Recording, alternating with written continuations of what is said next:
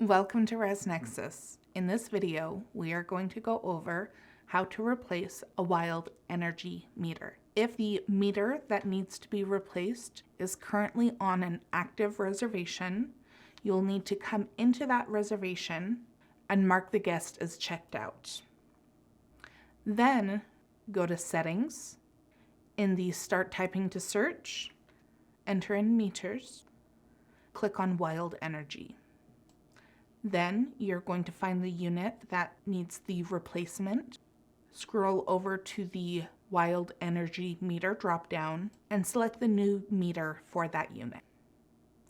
Go ahead and click Save Changes. Once the changes have been applied, you'll navigate back to the reservation.